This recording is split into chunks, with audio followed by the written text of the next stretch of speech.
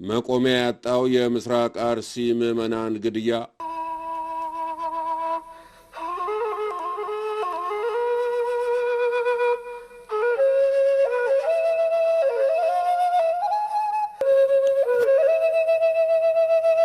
አሁን ጆሮአችን መስማት ከሚችለው በላይ እየሰማ አይናችን ማየት የማይገባውን እያየ እንባ አውጥተን ማልቀስን እየተሰናነን ነው።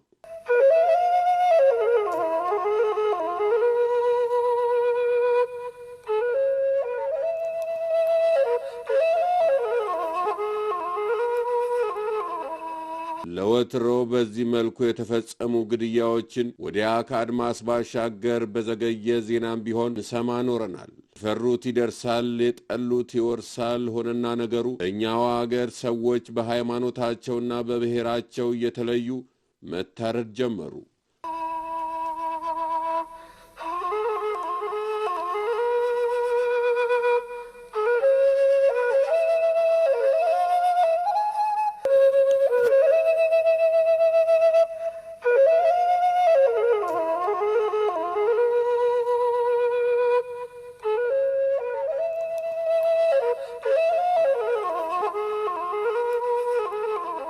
ለዓለም አቀፉ ማህበረሰብ መጮህ ነው። እናንተ እዛ ካላችሁ ሚዲያም ላይ ስለምሰራ አንዳንድ ኢንፎርሜሽን ፈልጌ ነው ካንተና እንደው ምንድነው ማለት እንደው ግድያው እንዴት ነው የተፈጸመው? በቃ ምንም እንደ ጭፍጨፋ ነው። እንደዘር ማጥፋት በቃ ጭፍጨፋ ነው።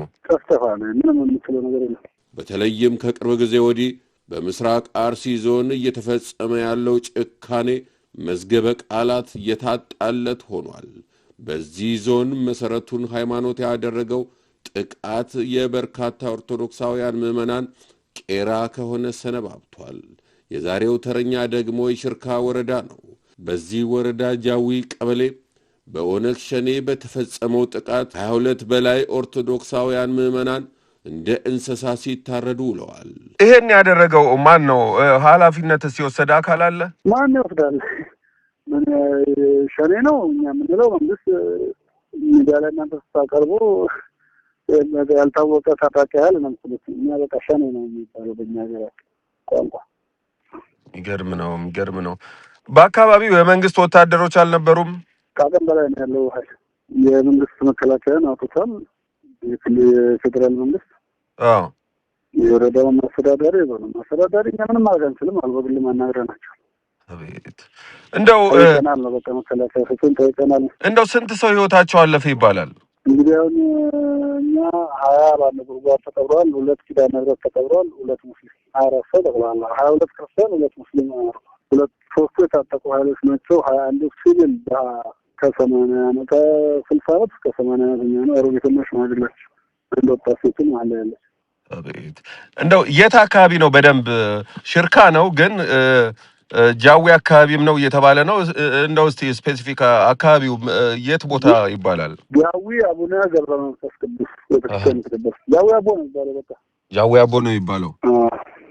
ገዳዮቹ ምንድነው የሚፈልጉት ነው የሚባለው? ምንድነው እስቲ ይሄ ነገር ተደጋገመ እኮ አይደል? በዚህ አመት እንኳን ለእኛም ግራ ነገር ነው። በቃ ስልጣን ከሆነ እኮ ስልጣን መውሰድ ይችላሉ።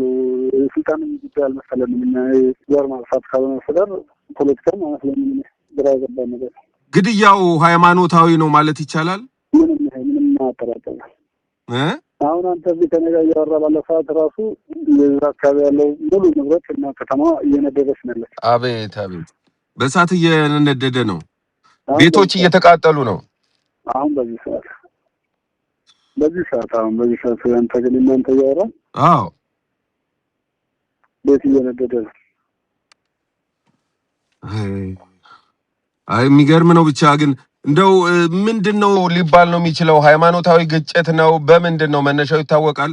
ምን ታውቃለህ? ምንም እኮ የምታውቀው ነገር የለም። አሁን ዛሬ ክርስቲያን ከገደሉ ደግሞ ማህበራዊ ሚዲያ ሲጮህ ነገ ደግሞ ሙስሊም ይሞታል። እንዲህ የምትለው የለም። በቃ የሃይማኖት ጦርነት ነው እንዳትል እንግዲህ ከእምነቱ በአዋጅ አጥፉ ተብሎ አልታወቀም። ግን ሂደቱን ዝም ብለህ ላዩን ስታነበው እየሞተ ያለው ክርስቲያን ነው እየሞተ ያለው እና የዘር ጉዳይን እንዳትል ብዙ ሰው ኦሮሞዎች ሞቷል። በኦሮሞነት ማለት ነው። እስቲ እንደው ምን ማስተላለፍ ትፈልጋለህ? እስቲ እግዚአብሔር መልካሙን ያምጣልን ብቻ። ከሌላ ምንም ከሰው ምንም መብት ያላገኘንም ከእግዚአብሔር ነው መብት የምናገኘው። አይዟችሁ እንግዲህ ተጽናኑ። እንግዲህ ፈጣሪ የሞቱትን ወንድምና እህቶቻችንን ነፍስ ይማርልን፣ አሜን አሜን። እናንተንም ያጽናልን። አይዟችሁ። እሺ፣ እናመሰግናለን። የምስራቅ አርሲ ዞን የሰው ልጅ በገዛ ወንድሙ የሚጨከንበት አኬልዳማ መሆን ከጀመረ ሰነበተ። የፈጠነ ሚዲያ በሽርካ ወረዳ ጃዊ መንደር ለታረዱ ምዕመናን ፈጣሪ ነፍሳቸውን በገነት እንዲያኖርልን እና ለቤተሰቦቻቸው እንዲሁ መጽናናትን ይመኛል። ፈጣሪ ሀገራችንን በምህረት ይጎብኝልን።